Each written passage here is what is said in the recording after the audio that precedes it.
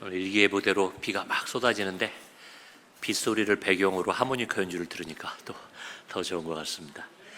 예, 감사합니다. 오늘 함께 읽은 본문의 말씀은 한 과부가 예수님을 통해서 은혜를 입는 또 하나의 기적이 기록되어 있는 본문의 내용입니다.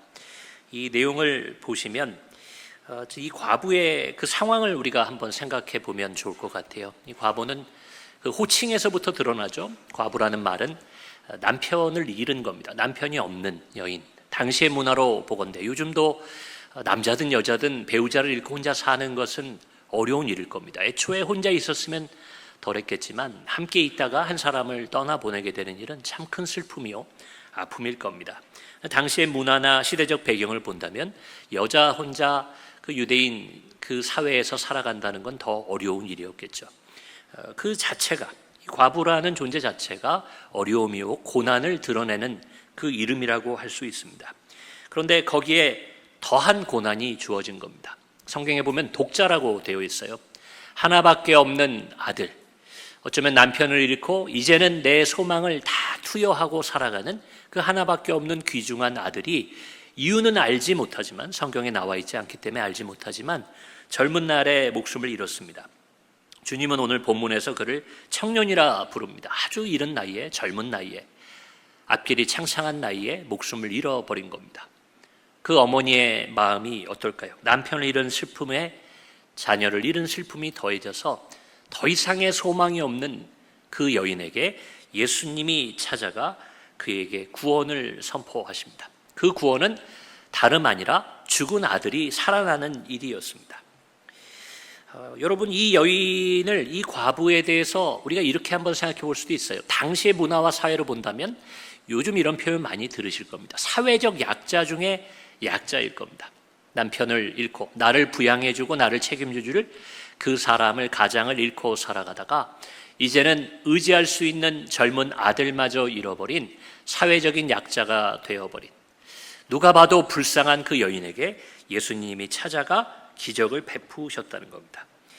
근데 한 가지 재미있는 것은 이 사건은요, 이 사복음서 가운데 누가복음에만 기록되어 있는 사건입니다. 물론 그런 내용들이 사복음서 가운데는 있죠. 다른 곳에는 없지만 마태에만 있다든지 마가에만 있다든지 이런 게 있습니다. 근데 좀 특별한 것은 요한복음은 공관복음인 마태, 마가, 누가와는 좀 구별되기 때문에 요한복음에 다른 것이 많은 것은 좀 이해를 합니다. 근데 마태, 마가, 누가의 공통점은 큰 사건은 거의 동일하게 기록이 되어 있다는 것을 우리가 성경을 많이 읽으신 분들은 알 거예요. 오늘 본문의 17절 마지막에 보면 이렇게 되어 있습니다. 예수께 대한 이 소문이 온 유대와 사방에 두루 퍼치니라, 이렇게 되어 있어요. 유명한 사건이었다는 거예요. 이 사건이 소문이 난 겁니다. 근데 그 정도로 대단한 사건이면요, 누가가 기록했으면 마태와 마가가 기록했어야 마땅한데 그렇지 않다는 거예요. 그러면 이 누가복음 7장을 좀 누가가 독특하게 썼나?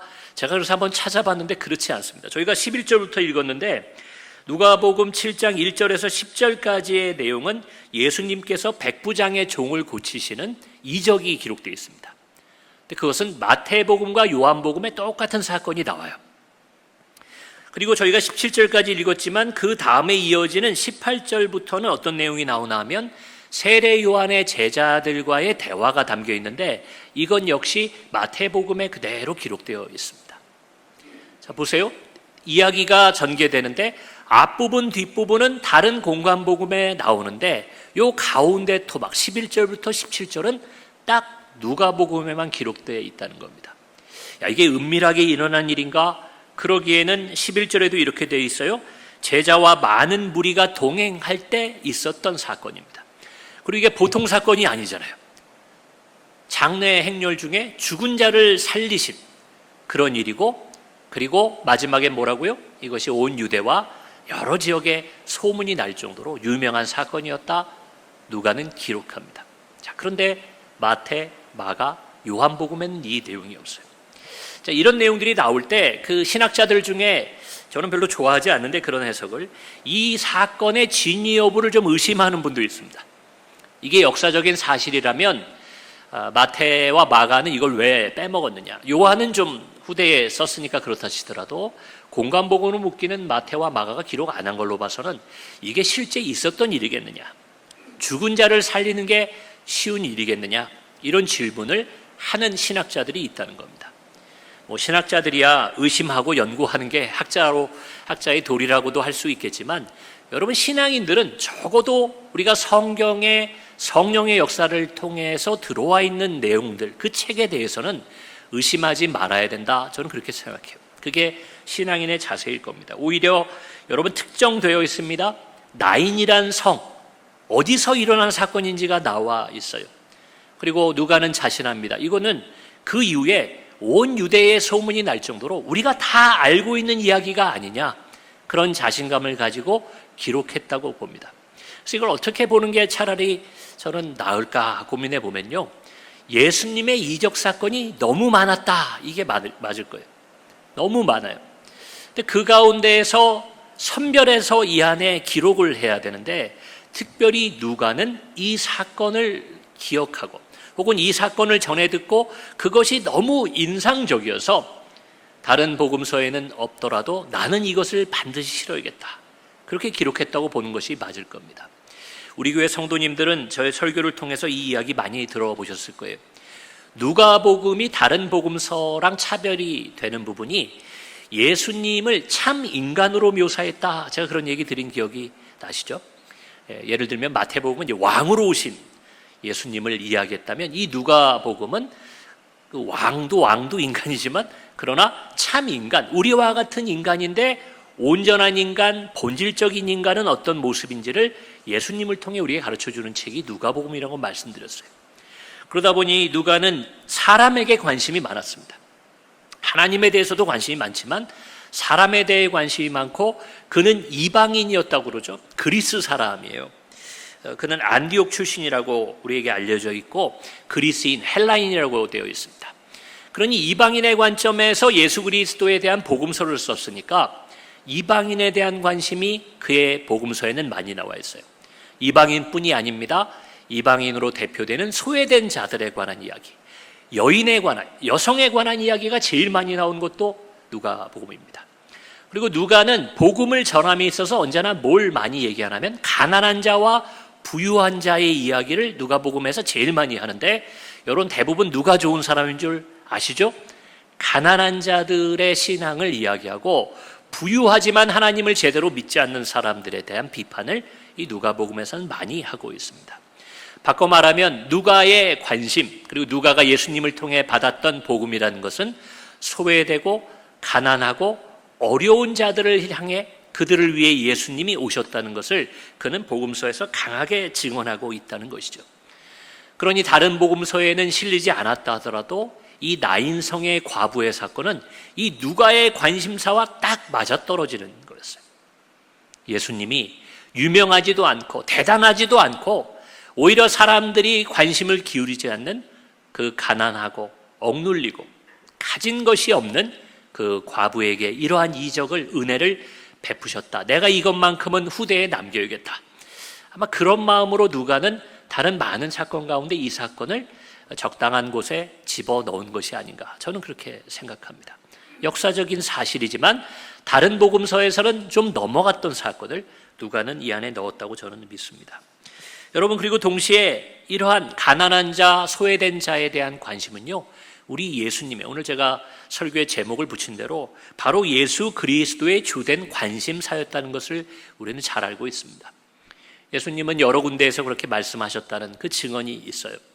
나는 건강한 자를 위해서 온 것이 아니라 병든 자를 위해 왔다.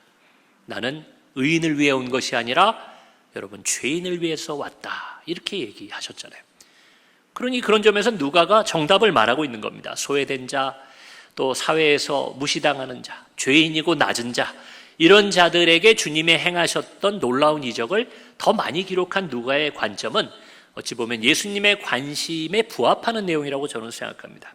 자, 그런데 나는 건강한 자를 위해 오지 않았다, 나는 의인을 위해 오지 않았다라는 이 예수님의 말씀 가운데는 사실 이렇게 표현해도 될지 모르겠지만 함정이 좀 있습니다. 얼핏 들으면 우리가 이런 생각이 들어요. 이 땅에 가난한 자가 있고 부유한 자가 있고, 마치 그런 것처럼 병든 자가 있고 건강한 자가 있고 의인이 있고 죄인이 있고, 이렇게 생각하게 만드는 함정이 있다는 겁니다. 우리는 잘 알고 있죠. 적어도 영적인 의미, 신앙적인 의미에서 예수님의 이 말씀은 우리 모두가 죄인이라는 거예요. 영적으로 보면 우리 모두가 병자인데, 그걸 우리가 이런 표현 씁니다. 내가 죄인이라는 것을 아는 죄인과 내가 죄인이라는 것을 모르고 살아가는 죄인, 이렇게 나뉜다. 이런 이야기는 많이 들어보셨죠. 그걸 아셔야 된다는 겁니다. 실제로 우리가 생활할 때도 의사들이 그런 얘기 많이 하잖아요. 병원 가면 병을 치료하는 것만큼이나 중요한 게 병을 자각하는 겁니다. 여러분, 그 인간이 겪는 질병 가운데 제일 위험한 질병이 뭔가 하면 몸에 증상이 나타나지 않는 질병이 있어요. 아주 심해지고 고칠 수 없을 때가 돼서야 몸에 아픈 증상이 나타나는 것, 그런 병들이 참 위험한 병이라고 합니다. 초기부터 몸에 이상이 나타나고 또 몸에 통증이 오기 시작하면 일찍부터 병원에 가서 내가 병을 자각하고 치료받을 수 있잖아요. 저와 여러분은 교회에 나와 있다고 해서 의인이고 건강한, 영적으로 건강한 사람이라는 뜻이 아닙니다. 우리는 이 자리에 어떻게 나오게 됐는가 하면 내가 죄인이요, 내가 주님의 치유와 주님의 구원과 주님의 능력이 필요하다는 것을 자각하는 은혜를 입은 사람이라는 것 기억하시길 바랍니다. 그러니 교회 안에 있다고 해서 여러분이가 교만해서는 안 돼요. 내가 교회 밖에 있는 사람과 달라서 저들은 병자고 나는 이제 건강해졌고, 여러분 그렇게 생각하면 안 됩니다. 똑같은 병자지만 나는 내가 병자인 것을 알기 때문에 주님 앞에 나온 거예요. 실제로 예수님을 영접했던 그 시대에, 복음서 시대에 어떤 사람들이 주님 앞에 나왔습니까? 몸에 병이 든 자들이 병을 고침받으려고 나온 거예요. 건강한 자들은 그저 고민하는 겁니다. 내가 왜 저분 말을 들어야 되나? 저분의 말씀이 논리적으로 맞나 틀리나? 여러분, 이런 거 하다가 주님을 만나고도 복음을 받아들이지 못한 사람이 그 시대에 안타깝게 있었다는 겁니다. 그러나 몸에 병이 있었던 사람들, 내 영원한 생명에 대한, 구원에 대한 갈증과 고민과 번민이 있었던 사람들, 소외되고 어려웠던 사람들은 주님을 만났던 것을 우리는 기억합니다. 그래서 저는 이렇게 말씀드리고 싶어요. 여러분, 우리도 모르고 있을 뿐, 우리도 소외되고 고난 가운데 있고 오늘 본문의 과부처럼 불쌍한 자들이라는 겁니다. 여러분, 때로는 우리가 그거를 느낄 때가 있어요. 실제로 이 세상을 살아가는 동안 고난 가운데 처하고 무언가를 잃어버리고 어려움을 겪게 될 때 우리도 이 과부가 느끼는 것처럼 스스로를 안타깝게 여기고 내가 불쌍한 처지가 됐다는 것을 알게 됩니다. 그렇기 때문에 여러분, 신앙생활할 때 보면 우리가 언제 주님께 많이 매달립니까? 어려울 때, 고난이 있을 때 주님 앞에 나오는 것이 어찌 보면 자연스러운 거죠. 자, 우리 가운데 그런 고난 가운데 계신 분도 안타깝게 있겠지만, 그러지 않다 하더라도요, 내가 지금 일이 잘 돼가는 것 같고, 그리고 현재는 내가 몸이 건강하다 하더라도 여러분, 우리는 본질적으로 하나님 앞에서 소외되고 불쌍한 자들이라는 것을 받아들이셔야 됩니다. 그래서 13절에, 오늘 읽은 13절에 주께서 과부를 보시고 불쌍히 여기사, 이렇게 돼 있어요. 제가 아까 이분법적으로 건강한 자와 병든 자 이렇게 구분해서 보면 안 된다고 말씀드렸어요. 우리가 과부를 볼 때, 이 본문을 읽을 때 과부를 타자화, 좀 어렵게 얘기하면 타인으로 보고 성경을 읽으면 이 은혜의 절반밖에 우리가 느낄 수 없습니다. 우리는 동시에 과부를 불쌍히도 여겨야 되지만 이 본문에 나온 과부가 바로 나 자신임을 깨달아 알아야 됩니다. 목사님, 저는 남편이 건강히 살아있는데요, 저는 이 과부와는 달리 자녀도 건강하고 많고 이 사람과는 다릅니다. 그러나 뭐에서 같은가? 주님이 이 과부를 불쌍히 여기셨던 것처럼 저와 여러분을 불쌍히 여기신다는 것을 믿으시기 바랍니다. 우리는 그 은혜가 아니고서는 오늘을 살아갈 수가 없어요. 그 은혜가 아니고서는 지나온 세월의 그 많은 어려움들을 이겨내지 못했을 겁니다. 우리에게도 이와 같은 기적이 있었고 주님의 긍휼함이 있었기 때문에 저와 여러분이 오늘 이 자리에 있으며 앞으로도 우리의 공로 때문이나 우리가 주님 앞에 드린 무엇 때문이 아니라 우리를 불쌍히 늘 여기시고 우리를 사랑하시는 주님의 은혜에 기대어 좋은 것을 꿈꾸며 살아갈 수 있는 것을 믿으시기 바랍니다. 여러분, 우리도 이 처지에 있어요. 주님 우리를 오늘도 불쌍히 안쓰럽게 여기십니다.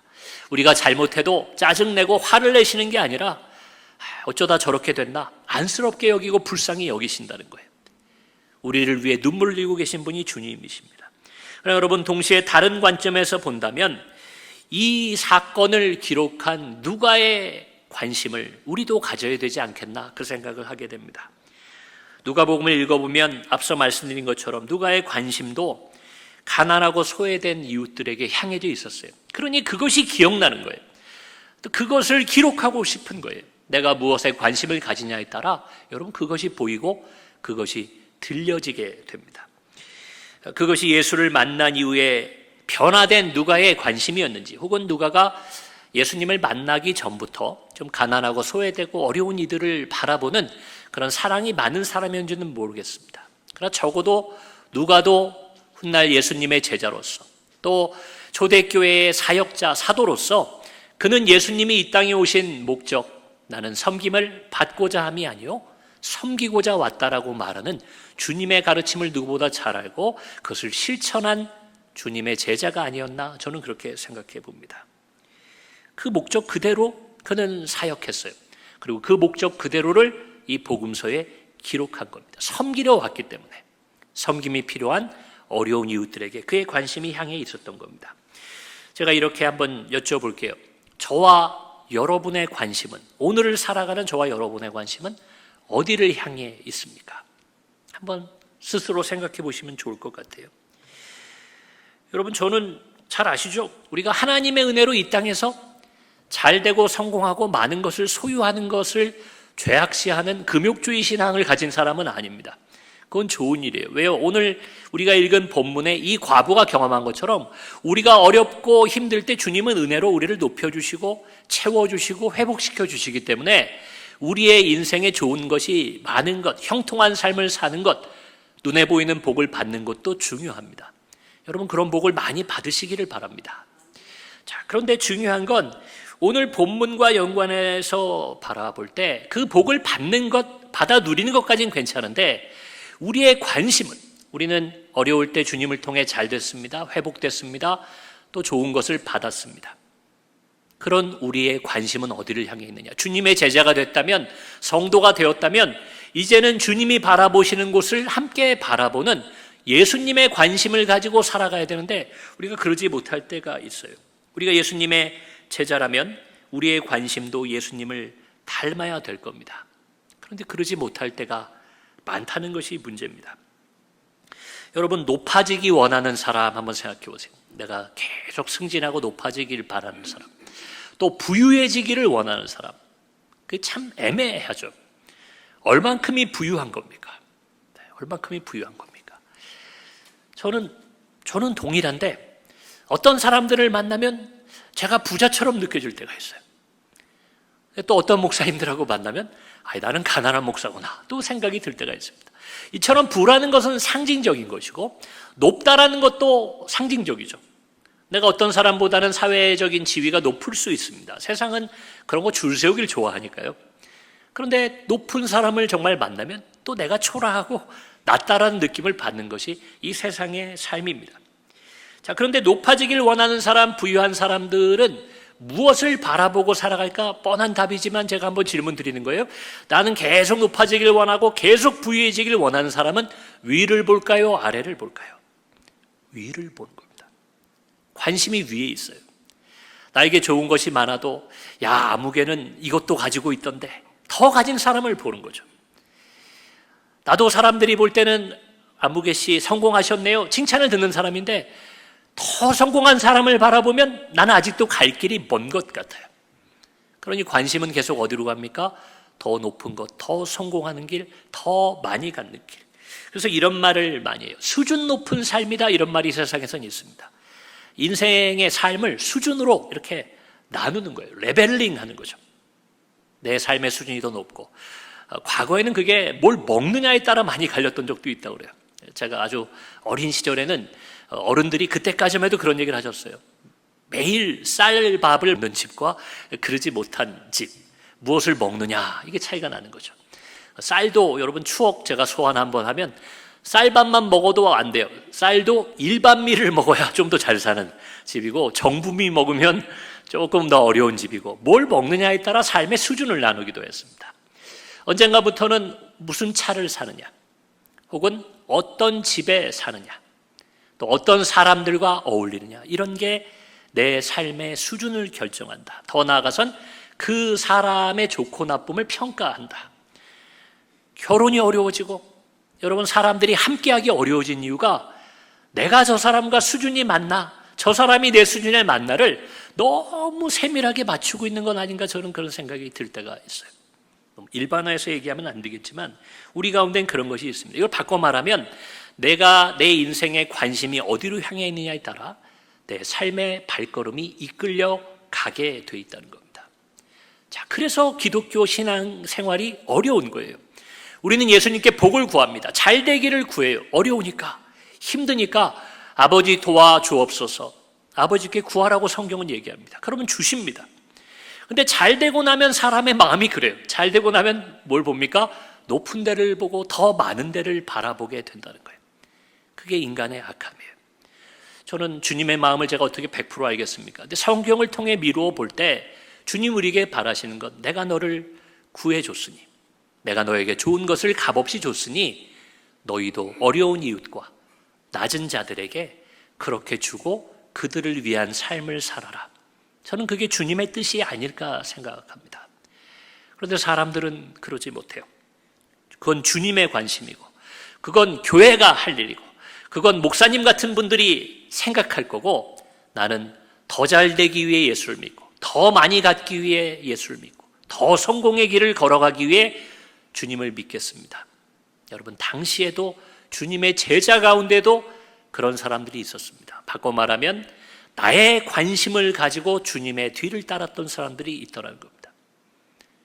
예수님 죽으시고 부활하시고 그리고 성령이 오순절날 예수님의 제자들 위해 임했을 때 그들은 자신의 관심이 아니라 예수님의 관심을 가지고 선교하고 교회를 세워나갔던 것을 우리는 보게 됩니다.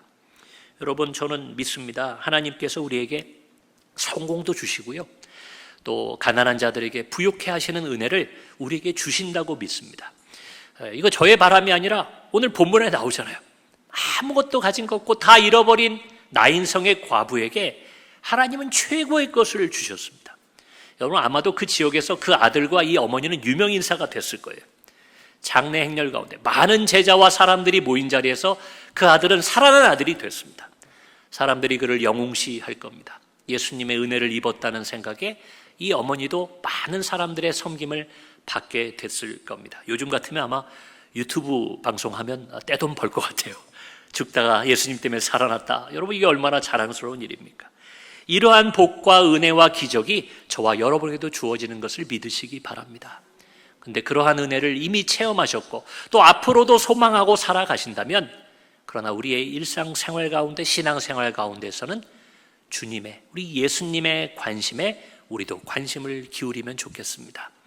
그래서 내 안에 어려울 때에 내가 주님 앞에 토로하고 응답받았던 것처럼 우리 가정 가운데, 또 우리 교우들 가운데, 또 우리의 이웃 가운데 정말 어려움을 당하고 이 과부와 같이 곤고한 마음으로 소외된 삶을 사는 분들이 있다면 그분들에게 관심을 기울이시고 그분을 위해 기도해 주십시오. 또 하나님이 나에게 더한 것이 있어서 내가 그분을 도울 수 있는 길이 있다면 여러분, 시간을 내고 마음을 내고 때론 내 것을 조금 덜어 이웃을 섬기는 삶을 살아가시는 저와 여러분이 되면 좋겠습니다. 그럴 때 예수님의 제자들, 하나님의 사람들이 그러했듯이 우리는 더욱더 높아지고 더욱더 체험받는 은혜가 여러분 삶 가운데 있게 될 것을 믿음으로 또 축원합니다. 여러분, 그렇게 살아가시기를 바랍니다. 이 시간 기도하실 텐데요, 합심하여 기도하겠습니다. 우리 주의 이름 부르고 기도할 때 우리도 그러한 하나님의 은혜와 축복과 이적을 체험했고 우리에게 많이 주셨는데, 우리도 주님이 가지신 그 관심을 따라 이 땅에 소외되고 어둡고 낮고 천하고 어려운 이들에게 주님을 따라 관심을 기울이게 하여 주시고 또 주님의 손과 발이 되어 이 땅을 섬기는 삶을 살게 해달라고 우리 시간 주님의 이름 한번 부르고 합심하여 기도하겠습니다.